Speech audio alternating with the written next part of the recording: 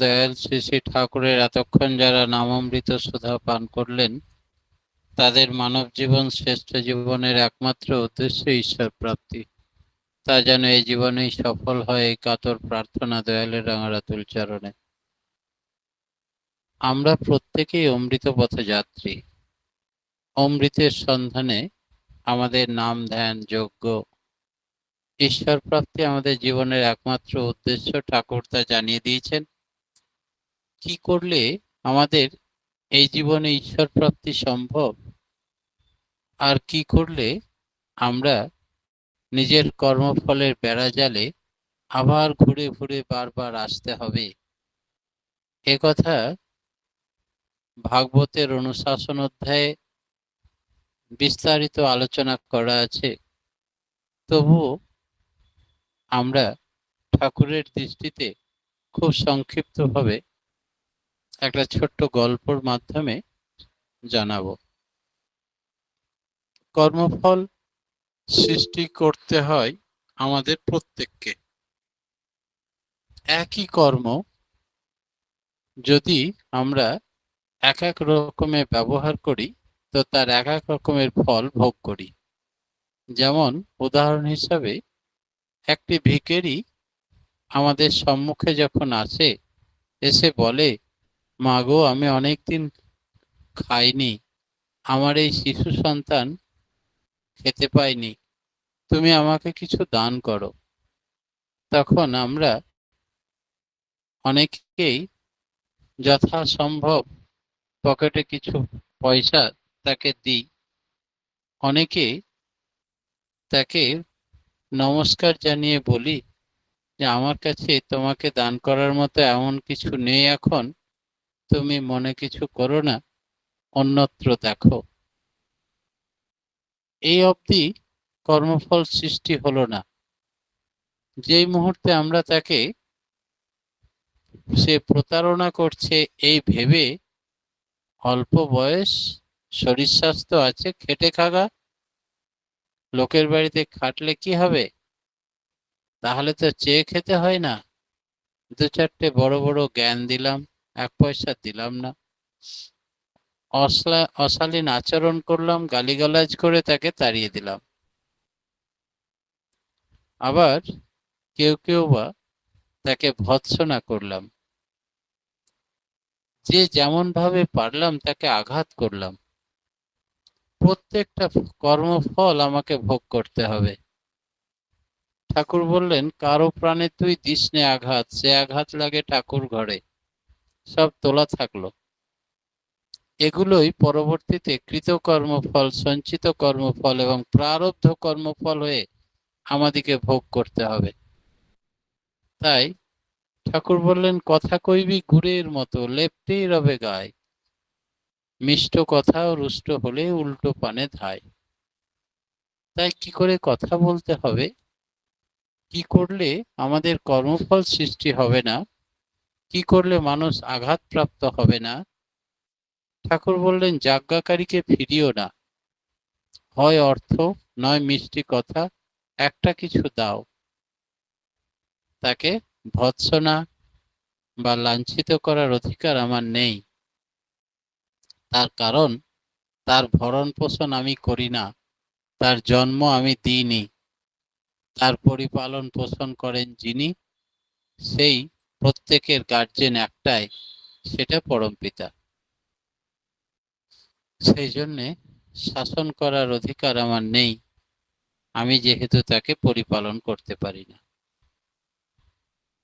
শ্রী শ্রী ঠাকুর ছোট্ট ছোট্ট আচার আচরণের মাধ্যমে দৈনন্দিন জীবনে আমাদেরকে এমন সুন্দর স্বভাব তৈরি করে নিতে হবে, যাতে করে দেব স্বভাবে পরিণত হয়। আর এই দেব স্বভাবের দরুন স্বর্গপ্রাপ্তি নিকটে হয়ে যায়।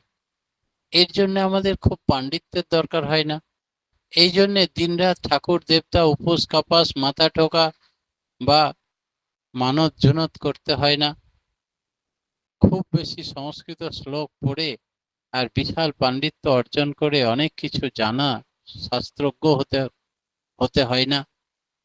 কি হতে হয়, এই সম্বন্ধে বিষ্ণু পুরাণের একটা ছোট্ট গল্প বলবো। ভগবান বিষ্ণুর কাছে তার সেবক ঋত্বিক নারদ মুনি থাকতেন। নারদ মুনি সবসময় নারায়ণ নারায়ণ নাম জপ করেন। ভগবানকে একদিন বলছেন, ভগবান, তোমার সৃষ্টি পৃথিবীতে জীবেরা কে কেমন করছে মরজগতে, তুমি মাঝে মাঝে গিয়ে পরিভ্রমণও করো না? তাহলে তুমি জানবে কি করে কাকে বৈকুণ্ঠে নিয়ে আসবে আর কাকে নরকবাস করাবে? মাঝে মাঝে তো তোমাকে সুপারভাইজ করা দরকার। তখন ভগবান হেসে বললেন, নারদ, তোমাকে তো সে অধিকার দেওয়া হচ্ছে। তুমি তো ঋত্বিক, দীক্ষা দিয়ে উদ্ধার করতে পারো যে কোনো জীবকে। তুমি সব জীবের ভাষা বোঝো, যে কোনো সময় নিজের চেহারা পরিবর্তন করতে পারো। তুমি যাও না, মর্তলোকে একবার পরিভ্রমণ করে এসে সেখানকার রিপোর্ট দাও। তাহলে ঠিক বলেছেন প্রভু। সে একতারা নিয়ে নারায়ণ নারায়ণ করতে করতে মর্তভূমিতে এলেন পরিভ্রমণ করতে এবং ভগবানের কাছে রিপোর্ট দেবেন কে কেমন আছে, কি করছে না করছে। তার সৃষ্টি জীবেরা নিয়ে দেখছে, এক একটা পরিবারে যাচ্ছে তো দেখছে ভাইয়ে ভাইয়ে হিংসা, দলাদলি, মারামারি, কথাবার্তা বাক্যালাপ বন্ধ। আবার কোনো বাড়িতে দেখছে পার্টি পলিটিক্সে এক ভাই অন্য পার্টি তো আর এক ভাই অন্য পার্টি, খুনাখুনি, জখম, এইরকম পরিস্থিতি। তো হিংসা দেশ এত বেশি, পাড়া প্রতিবেশী, বাবা মা সন্তান ভাই আত্মীয় স্বজন কেউ কাউরির সঙ্গে ভালো ব্যবহার করে না, সকলেই বিষোদ্গার করে। এ কি অবস্থা! মনটা ভীষণ উদাস হয়ে গেল, খারাপ হয়ে গেল। যে হে ভগবান, তুমি চির সুন্দর, তোমার সৃষ্টি পৃথিবী, তোমারই সন্তান সকলেই, সমস্ত জীবকে তুমি সৃষ্টি করেছ। প্রত্যেকের অন্তরে পরমাত্মা পরম ব্রহ্ম রূপে তিনি বিরাজ করেন। আর তোমার সৃষ্টি পৃথিবীর এই হাল, সকলের কাছে হিংসা পরশ্রীকাতরতা এইসব এসে এমন কলুষিত করে ফেলেছে সমাজকে, দেশকে, দশকে, যে মারামারি কাটাকাটি হানাহানি করতে এরা দ্বিধাদ্বন্দ্বই করে না, ভাবেই না যে কর্মের ফল কি হবে। চৈতন্য হারা হয়ে উন্মাদের মতো সব ছুটছে। অপার্থিব জিনিসকে, পার্থিব জিনিসকে তারা বেশি গুরুত্ব দিচ্ছে, অস্থায়ী জিনিসকে স্থায়ী মনে করছে। এই অজ্ঞানতার অন্ধকার কি করে ঘুচবে প্রভু? এই সব ঘুরে ঘুরে দেখার পরে মন খারাপ করে ভগবানের কাছে গেল। এরকম যাবে বলে ভেবেছে, হঠাৎ দেখে রাস্তায় এক পুরোহিতের সঙ্গে দেখা। পুরোহিত মশাই খুব পণ্ডিত মানুষ, সমস্ত দেব দেবতার পূজা পাঠ যাগ যজ্ঞ এসব নিয়ে থাকে। বিভিন্ন মানুষের গ্রহ বিপাক দূর করে, গ্রহাচার্য তিনি। তিনি একাধারে পণ্ডিত মানুষ, সমস্ত শাস্ত্র তার মুখস্থ এবং খুব সংযমী মানুষ। তিনি ভগবানের দূত এই নারদ মুনিকে দেখেই চিনতে পেরেছেন। সাষ্টাঙ্গে প্রণাম করলেন, বললেন, হে মুনিবর, আপনি তো বৈকুণ্ঠে যাচ্ছেন? তাহলে হ্যাঁ। বৈকুণ্ঠে গেলে ভগবানকে বলবেন তো আমি যে এত শাস্ত্র পড়েছি, এত পণ্ডিত্য লাভ করেছি, এত সমস্ত দেব দেবতার পুজো করি প্রত্যেক দিন, আমাকে আর কতদিন পর তিনি ডেকে নেবেন বৈকুণ্ঠে? আর কতদিন পর আমার ঈশ্বর প্রাপ্তি হবে, স্বর্গরাজ্যে ঠাঁই হবে? তাহলে আচ্ছা, আমি ভগবানকে জিজ্ঞেস করে আপনাকে এসে জানাবো। তারপরেই নারায়ণ নারায়ণ করে সেখান থেকে বিদায় নিয়ে আবার পথিমধ্যে হাঁটছে। হাঁটতে হাঁটতে দেখে এক কাঠুরিয়া কাঠ কাটছে আর কাঠের বোঝা বোঝা করে রাখছে। সেই বোঝাগুলো বাজারে বিক্রি করে, দৈনার্জিত যা পয়সা সামান্য ইনকাম করে তাই নিয়ে তার সংসার চলে। কাঠ কাটতে কাটতে যখন এলে যায় আর পারে না, ঘাম ঝরে, তখন নারায়ণ নারায়ণ, হরে কৃষ্ণ বলে জোরে জোরে ডাকে। একটু জিরিয়ে নিয়ে আবার কাঠ কাটে। সেই কাঠুরিয়া খুব ক্লান্ত হয়ে কাঠ কাটতে কাটতে যখন বসে হরে কৃষ্ণ বলছে, তখন নারদ মুনি সম্মুখে গিয়ে হাজির হলো। নারদ মুনিকে দেখেই প্রণাম করলেন কাঠুরিয়া, আর করজোরে বললেন, হে মণিবর, আপনি তো বৈকুণ্ঠে ফিরে যাচ্ছেন। তাহলে হ্যাঁ, ভগবানকে বলবেন তো আমার আর কতদিন বৈকুণ্ঠে আসতে। বললেন, ঠিক আছে, আমি ভগবানকে জিজ্ঞেস করে আপনাকে নিশ্চয়ই এসে বলবো। বলে এবার কাঠুরিয়ার কথা, পুরোহিতের কথা, আর এই ধরিত্রীর কি দুরাবস্থা, সমস্ত মানুষের মনের কি চাঞ্চল্যতা, কি হিংসা, পরশ্রীকাতরতা, এই সমস্ত ভাব নিয়ে তিনি ফিরলেন বৈকুণ্ঠে। ভগবানকে প্রণাম করে বললেন, ভগবান, আপনার সৃষ্টি এই পৃথিবী কত সুন্দর হবে, সুন্দরের সৃষ্টি পৃথিবী, সব কলুষতায় পরিপূর্ণ। এই কলিযুগের পাপ সবাইকে গ্রাস করে ফেলেছে। ভাইয়ে ভাইয়ে মিল নেই, পিতা পুত্রে মিল নেই, পাড়া প্রতিবেশীতে মিল নেই, একে অপরের সঙ্গে বাক্যালাপ বন্ধ, হিংসা পরশ্রীকাতরতা ঘিরে ফেলেছে। আর দেখে আমার খুব মন খারাপ হয়ে গেল। ফিরে আসার পথে একটা ব্রাহ্মণ পণ্ডিত মশাই, তিনি প্রত্যেকদিন যাগযজ্ঞ করেন, সমস্ত দেবদেবীর পুজো করেন, সমস্ত মন্দিরে মন্দিরে পুজো করেন, যে কোনো মানুষের বাড়িতে গ্রহ বিপাক হলে যজ্ঞ করে তার গ্রহযজ্ঞ দূর করে দেন। এমন একজন পণ্ডিত মানুষ জিজ্ঞেস করলেন, আমার আর কতকাল বৈকুণ্ঠে পৌঁছাতে দেরি আছে, ভগবানকে জিজ্ঞেস করে আমাকে বলবেন। আর একজন কাঠুরিয়ার সঙ্গে দেখা হলো, তার ভগবান ডাকার সময় নেই, যতটুকু সময় পায় তখনই হে কৃষ্ণ করে ডাকে, আর কাঠ কেটে বিক্রি করে বাজারে যেটুকু রুজি রোজগার আয় রোজগার করে তাই নিয়ে সংসার চলে। সে জিজ্ঞেস করলো, আমার আর কতদিন আছে, কতবার আর জন্মাতে হবে, ভগবানকে জিজ্ঞেস করবে, আপনি বলুন প্রভু, এদের কতবার আসতে হবে। তখন ভগবান বললেন, ওই যে পণ্ডিত যার কথা বলছো, সংস্কৃত সমস্ত শাস্ত্র মুখস্থ, সমস্ত দেবদেবীর পুজো করেন, প্রত্যেক দিন যজ্ঞ করেন, গ্রহ বিপাক দূর করেন, এই পণ্ডিত ব্যক্তিকে বলো তার এখন মৃত্যু অনেক দূরে, আর বৈকুণ্ঠে আসা তো অনেক দূরের কথা, এখন অনেকবার তাকে জন্মাতে হবে আর মরতে হবে।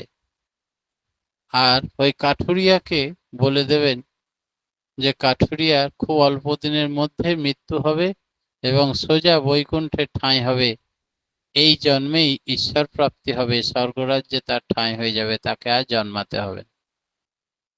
নারদ মুনি তো চমকে উঠলেন যে যে জ্ঞান নাই গম্যি নাই, সে কাঠ কেটে খায়, সে স্বর্গরাজ্যে ঠাঁই পেয়ে যাবে অল্প দিনের মধ্যে। আর যে এত শাস্ত্র পণ্ডিত, দিনরাত ভগবানের যাগযজ্ঞ পুজো পাঠ করে, তার এখন অনেকবার জন্মাতে হবে। এটা আপনার কিরকম বিচার হলো প্রভু? তাহলে তুমি আমার কথাগুলো ওদিকে বলে দিও না, তুমি ওদিকে গিয়ে বলবে যে ভগবানকে জিজ্ঞেস করেছিলাম, কিন্তু ভগবান খুব ব্যস্ত, সেই কারণে কোনো উত্তর দিতে পারেননি। ওরা যখন জিজ্ঞেস করবে কি কাজে ব্যস্ত, তাহলে একটা ছুঁচের পিছনে যে ফুটো থাকে, সেই ফুটো দিয়ে এই বিশালাকার হাতিকে ঠোকাচ্ছে আর বার করছে, এই কাজেই ব্যস্ত। তাহলে বেশ, তাই হবে প্রভু, সে কথা দিয়েছি আমাকে তো যেতেই হবে। সেই ব্রাহ্মণের কাছে গেল প্রথমে, নিয়ে বলল যে ভগবানকে বলেছিলেন দেবর্ষি আমার কথা? তাহলে হ্যাঁ বলেছিলাম। ভগবান কোনো উত্তর দিতে পারেননি, খুব ব্যস্ত ছিলেন। এইটুকু কথার উত্তর দিতে পারলেন না, কি এমন কাজে ব্যস্ত ছিলেন? বলে ছুঁচের পিছনে যে ছিদ্র থাকে, সেই ছিদ্র দিয়ে বড় বড় হাতি তিনি পার করছেন, এই কাজে ব্যস্ত ছিলেন। তাহলে আপনিও যেমন বোকা, আপনি এটা বিশ্বাস করলেন ভগবানের কথা? ছুঁচের ওইটুকু ছিদ্র দিয়ে হাতি পার হয়? আপনাকে যা বললো আপনি তাই মেনে নিলেন? অসম্ভব। আপনাকে বোকা বানিয়েছে ভগবান। আমি শাস্ত্রজ্ঞ পণ্ডিত, আপনার মতো আমি বোকা নই। তখনই বুঝলেন যে ভগবানের কথাতে যার আস্থা নেই, ভরসা নেই, বিশ্বাস করে না, এই জন্যই বলেছে কি এখনো অনেকবার জন্মাতে হবে। তারপরেই সেখান থেকে বিদায় নিয়ে এবার কাঠুরিয়ার কাছে গেল। কাঠুরিয়া তখন কাঠ কেটে ভীষণ পরিশ্রান্ত, একটা বড় বটগাছ তলায় ছায়াতে একটু বিশ্রাম করছে, আর প্রত্যেক শ্বাস প্রশ্বাসে নারায়ণ নারায়ণ, হে কৃষ্ণ হে কৃষ্ণ এই বলছে। কাঠুরিয়া সম্মুখে ঋষিবরকে দেখেই, মুনিবরকে দেখেই আবার সাষ্টাঙ্গে প্রণাম করলো, করে বলল, হে মণিবর, আমার কথা ভগবানকে বলেছিলেন? তাহলে হ্যাঁ বলেছিলাম। আর যেই বলেছিলাম, আমার মতো সামান্য একজন কাঠুরিয়ার কথা ভগবান শুনলেন? তাহলে কি আনন্দ, কি আনন্দ! আমি তবে তার সৃষ্টি, তার সন্তান, তার নলেজে আছি, আমি একেবারে অপছেদ্য নই বলে খুব কাঁদতে শুরু করলেন। ভগবান কি বললেন মণিবর? বলে ভগবান খুব ব্যস্ত ছিলেন, ওই ছুঁচের পিছনে বড় বড় হাতিকে ঢোকাচ্ছেন আর বার করছেন ওইটুকু ছিদ্রতে, এই কাজে ব্যস্ত। বলে ভগবান, তার কি আশ্চর্য লীলা খেলা! তাহলে তোমার এটা বিশ্বাস হয় ভগবান এটা করছিল, ওইটুকু ফুটোতে হাতি পার করছে? বলে বিশ্বাস করেন না আপনি? আমি তো করি 100%।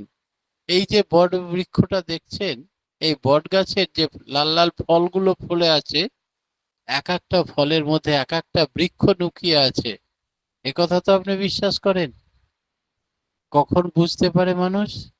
যখন ওই ফলটা মাটি, জল, বাতাসের সংস্পর্শে এসে অঙ্কুরোদ্গম হয়, চারা গাছ ধীরে ধীরে বড় হয়ে বৃক্ষের আকার ধারণ করে, তখন বুঝতে পারে। তাছাড়া বোকা মানুষ বুঝতে পারে না যে ফলের মধ্যেই, বীজের মধ্যেই বৃক্ষ আছে, চোখে না যায় দেখা, আর নামের মধ্যে নামই আছেন চিত্রপটে আঁকা। তাই ভগবানের অশেষ করুণা, একটা বৃক্ষের মধ্যে হাজারো বৃক্ষ ঝুলছে দেখুন। তাহলে কেন ছুঁচের ওই ছিদ্রের মধ্যে বড় বড় হাতি পার করে দেবেন না? তার দ্বারা সবই সম্ভব। বলে হাউ হাউ করে কাঁদছেন, প্রভুর কি কৃপা, কি তার লীলা! তখন বুঝতে পারল নারদ মুনি যে এই কাঠুরিয়ার ভগবানের প্রতি কি অগাধ বিশ্বাস, ভরসা, ভালোবাসা। সেই জন্যই বললেন অল্প দিনের মধ্যেই সে মারা যাবে, আর স্বর্গরাজ্যে তার ঠাঁই হয়ে যাবে, তাকে আর জন্মাতে হবে না। প্রত্যেকটা মানুষ যার ঈশ্বরের প্রতি অগাধ ভক্তি, ভালোবাসা, প্রেম জন্মায়, তার কোনো কাজই যেমন আটকায় না, ঈশ্বর প্রাপ্তিও তার বেশি দেরি নেই।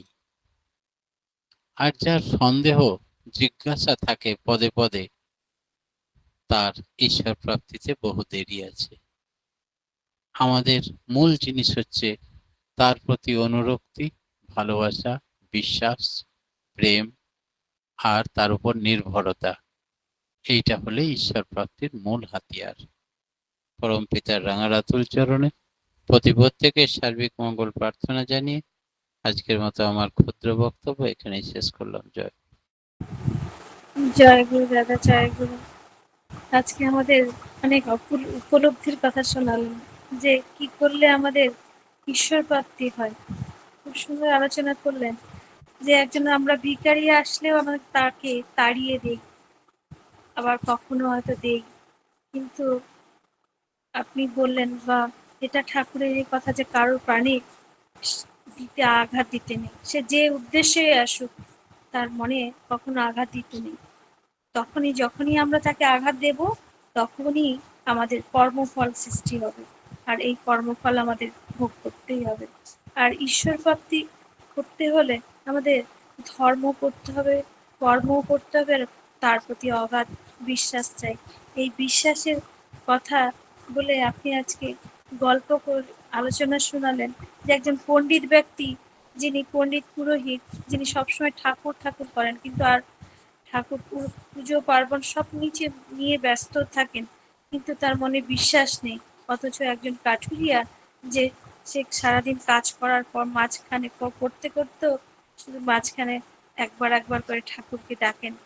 তখন এই দেখে নারদ বিষ্ণুর কাছে বলতে বিষ্ণুই বললেন যে আসল ভক্তই হচ্ছে যে আমার রাখাল।